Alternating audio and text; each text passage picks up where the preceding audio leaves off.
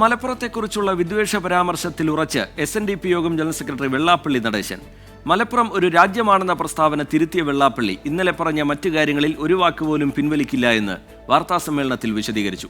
പരാമർശത്തിൽ കൂടുതൽ പ്രതികരണം നടത്തി വിവാദമാക്കേണ്ട എന്ന നിലപാടിലാണ് മുസ്ലിം ലീഗും CPIM.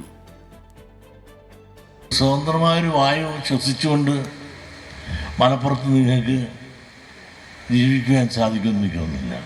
സ്വതന്ത്രമായൊരു അഭിപ്രായം പറഞ്ഞു പോലും ജീവിക്കാൻ നിങ്ങൾക്ക് സാധിക്കില്ല. മലപ്പുറം ഒരു പ്രത്യേക രാജ്യമാണ്, പ്രത്യേക ചില ആളുകളുടെ സംസ്ഥാനമാണ്. വെള്ളാപ്പള്ളിയുടെ ഈ പരാമർശത്തിനെതിരെ വിവിധ കോണുകളിൽ നിന്ന് വലിയ പ്രതിഷേധമാണ് ഉയർന്നത്. പിന്നാലെ വിശദീകരണവുമായി വെള്ളാപ്പള്ളി നടേശൻ രംഗത്തെത്തി. മലപ്പുറം എന്ന് പറഞ്ഞാൽ മുസ്ലിങ്ങളൊരു രാജ്യം എന്ന് പറയാൻ സാധിക്കില്ല. അത് മുസ്ലിങ്ങളുടെ ആധിപത്യമാണെന്ന് പറഞ്ഞിങ്ങനെ പരത്തുകയല്ലേ ഓരോരുത്തരും. പറഞ്ഞ വാക്കിൽ നിന്നും ഒരു വാക്ക് പോലും പിൻവലിക്കാൻ തയ്യാറല്ല, ആരുമായിട്ടും പ്രകോപിപ്പിക്കാനില്ല. മതസൗഹാർദ്ദമാണ് നമ്മുടെ ലക്ഷ്യം. തന്റെ സമുദായത്തിന്റെ വിഷമങ്ങളാണ് പറഞ്ഞതെന്നും ലീഗ് തന്നെ വർഗീയവാദിയായി മുദ്രകുത്തുകയാണെന്നും വെള്ളാപ്പള്ളി ആരോപിച്ചു.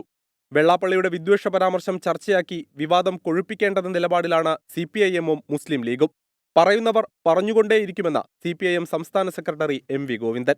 ഇവരൊക്കെ പറയുന്ന കാര്യങ്ങളൊക്കെ വിവാദമാക്കാൻ പുറപ്പെട്ടിട്ട് വല്ല കാര്യമുണ്ട്. അതായത് മലപ്പുറത്തെ പ്രത്യേകമായിട്ട് കാണേണ്ടതൊന്നുമില്ല. കേരളത്തിന്റെ ഭാഗമാണ് മലപ്പുറം. അതുകൊണ്ട് മലപ്പുറം എന്ന് പറയുന്നതിനെ ഏതെങ്കിലും രീതിയിൽ ഒരു തുരുത്തായിട്ട് കണ്ട് അതിനെ അധിക്ഷേപിക്കുകയോ അതിന്റെ ഭാഗമായിട്ട് മുസ്ലിം വർഗീയത കുത്തിപ്പോക്കാൻ വേണ്ടി ശ്രമിക്കുന്നത് രണ്ടും യഥാർത്ഥത്തിൽ ഗുണം ചെയ്യുന്നതല്ല. ഇത്രയും വില കുറഞ്ഞ വൃത്തികെട്ട പ്രസ്താവന മാധ്യമങ്ങൾ ചർച്ചയാക്കരുതെന്ന് PK കുഞ്ഞാലിക്കുട്ടി.